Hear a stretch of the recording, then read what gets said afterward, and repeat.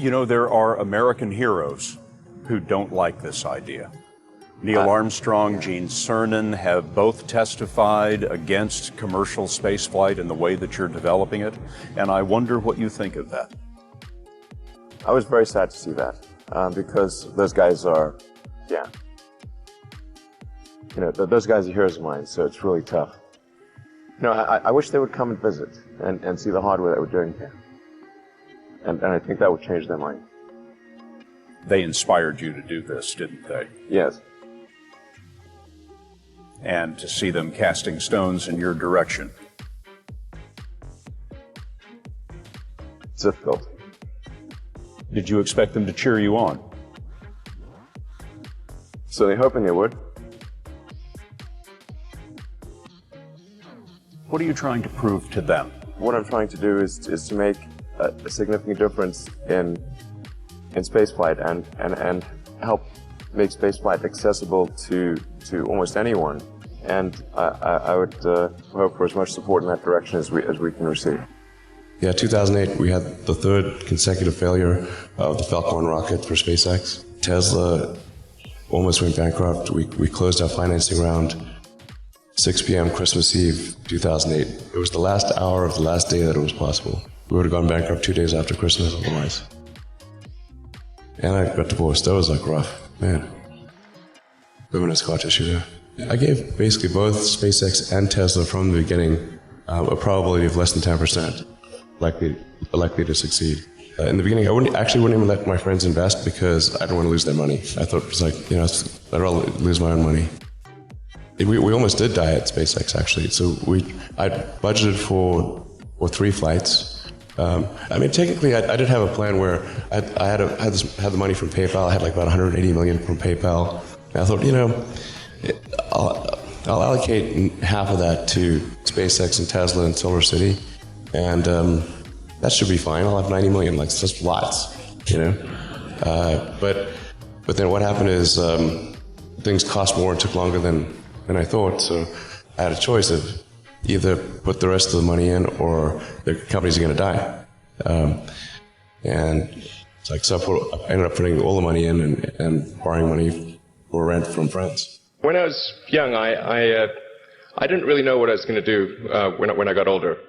People kept asking me, but then eventually I thought that the idea of inventing things would be really cool. And the reason I thought that was because I read a quote from Arthur C. Clarke, which said that a sufficiently advanced technology is indistinguishable from magic, and that's really true. If you go back, say 300 years, the things that we take for granted today you'd be burned at the stake for. Being able to fly, that's crazy. Being able to see over long distances, being able to communicate, having effectively with the internet a group mind of sorts, and having access to all the world's information instantly from almost anywhere on the earth. This is stuff that really would be magic, or would be considered magic in times past. In fact, I think it actually goes beyond that, because there are many things that we take for granted today that weren't even imagined in times past. They weren't even in the realm of magic. So it actually goes beyond that. So I thought, well, if I can do some of those things, basically if I can advance technology, then that's like magic, and that would be really cool. And I also had sort of a slight existential crisis, because I was trying to figure out what does it all mean? Like, what's the purpose of things? And I came to the conclusion that if we can advance the knowledge of the world, if we can do things that expand the scope and scale of consciousness, then we're better able to ask the right questions and become more enlightened, and that's really the only way forward. Even if you're the best, there's always a chance of failure. So I think it's important that you really like whatever you're doing. If you don't like it, life is too short. If you like what you're doing, you think about it even when you're not working. I mean, it's something that your mind is drawn to.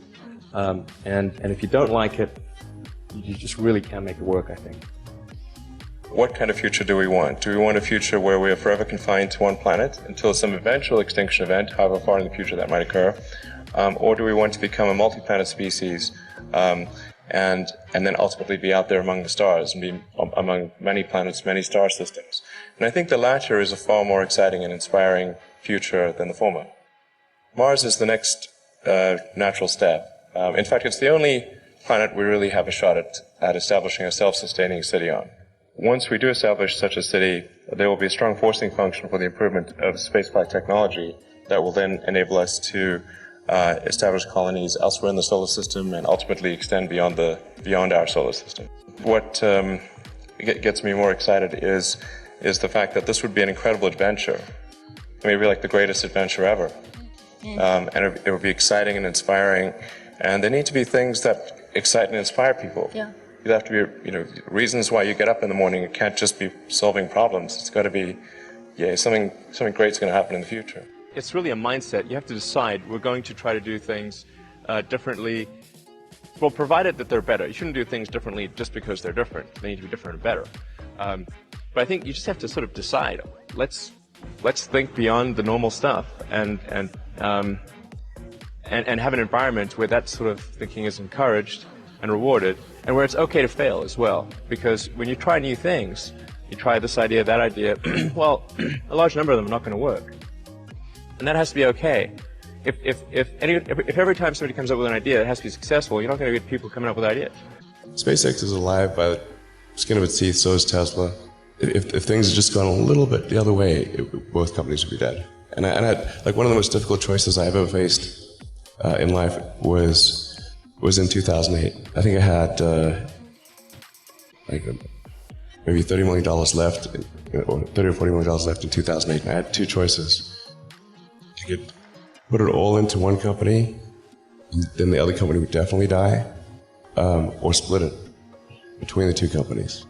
But if I split it between the two companies, then both might die. And when you put your blood, sweat, and tears into creating something, and building something, it's like a child. Am I going to let one starve to death? I couldn't bring myself to do it, so I split the money between the two. Fortunately, thank goodness, they both came through. The odds of me coming into the rocket business, not knowing anything about rockets, not having ever built anything, I mean, I would have to be insane if I thought the odds were in my favor. Why even begin? When something is important enough, you do it even though the odds are not in your favor. How much of your personal fortune have you poured into this? $100 million. $100 million into something that you did not believe would work at the beginning. Yes. I'm probably not the guy that most people would bet on. Who wins? It's like a little kid fighting a bunch of sumo wrestlers. Usually the sumo wrestlers win. We're a little scrappy company. Every now and again, a little scrappy company wins. And I think this will be one of those times.